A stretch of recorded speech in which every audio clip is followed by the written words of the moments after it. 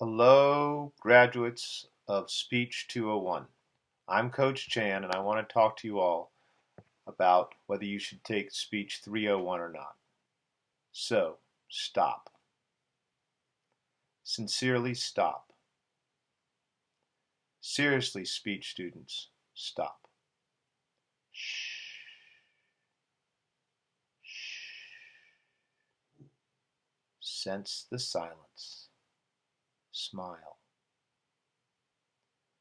Subtly sweep your senses surrounding speech.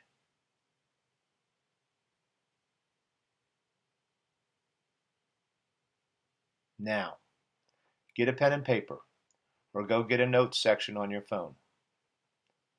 No, don't write on yourself if you can't find paper. You are now too poised for writing on yourself. What I want you to do now is write down why you took Speech 101, the real reason. Next, write down the biggest benefits you took from Speech 201. So this is what I want you to do first. Write down why you took Speech 101, the real reason you took Speech 101. And then I want you to write down the biggest benefit you took from Speech 201. And finally, I want you to write down 2 reasons you would take Speech 301 and 1 reason you won't. So you should have 6 things written. The real reason you took Speech 101, the biggest benefit from Speech 201, actually it's 5. 2 reasons why you would want to take Speech 301 and 1 reason why you would not.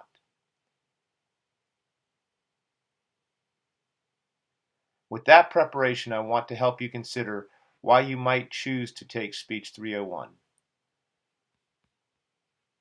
And then I'm going to offer you a reason why you might not want to take Speech 301.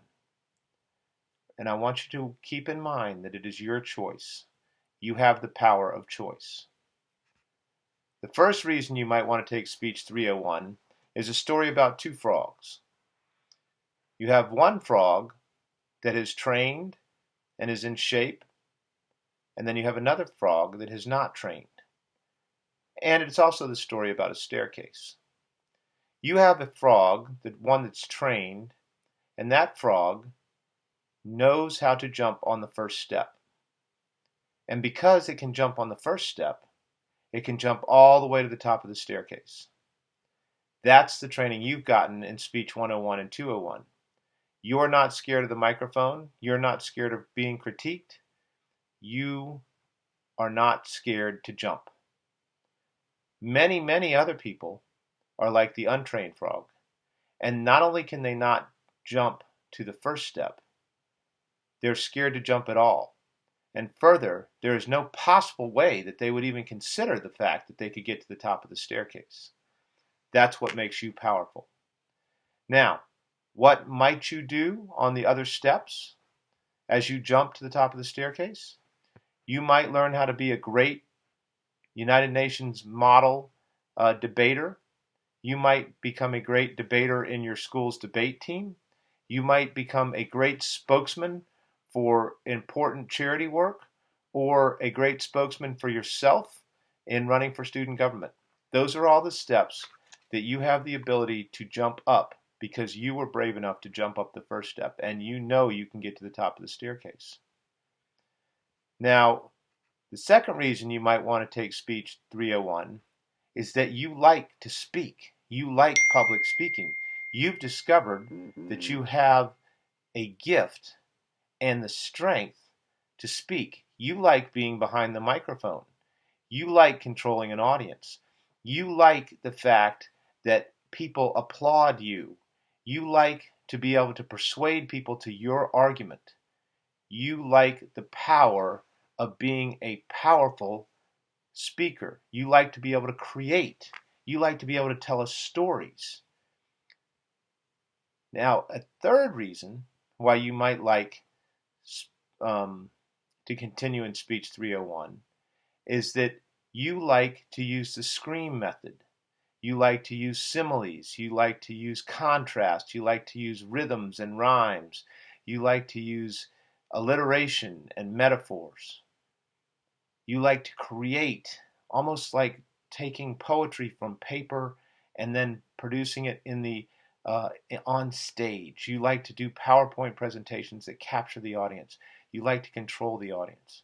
Those are all wonderful reasons why you should take Speech 301.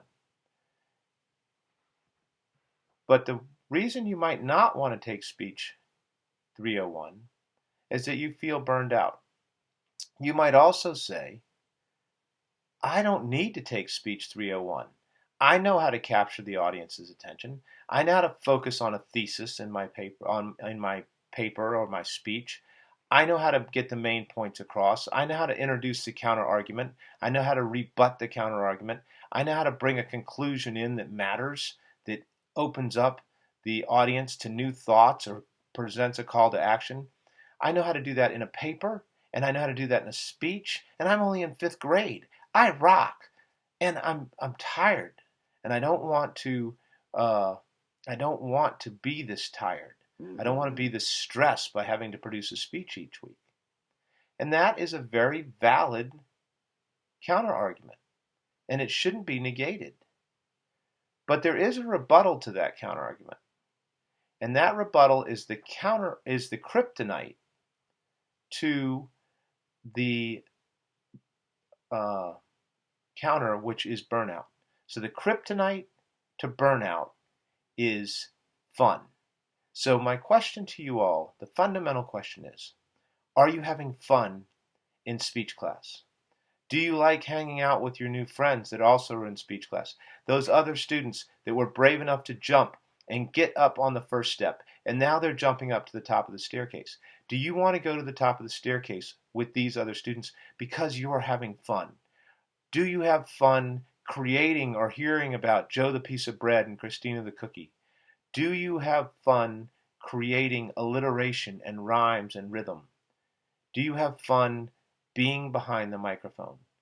If it's fun, you have the kryptonite for burnout because it's not burning you out, it's invigorating you, it's empowering you.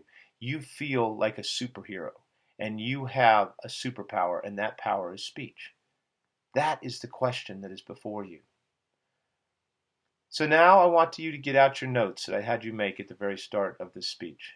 I want you to look at your notes and ask yourself, should I take Speech 301? Is that the right choice for me? Do you have tremendous burnout? Or do you have the kryptonite to burnout, which is fun? And do you have enough fun to make the kryptonite to burnout work? So here's what I want you to keep in mind as I conclude. I am very impressed by your dedication. I am very impressed by your expertise. I am so proud that you're able to accept critiques and improve and move on. Every night, every Sunday night, I look forward to your speeches. I look forward to being around you because you made it fun for me.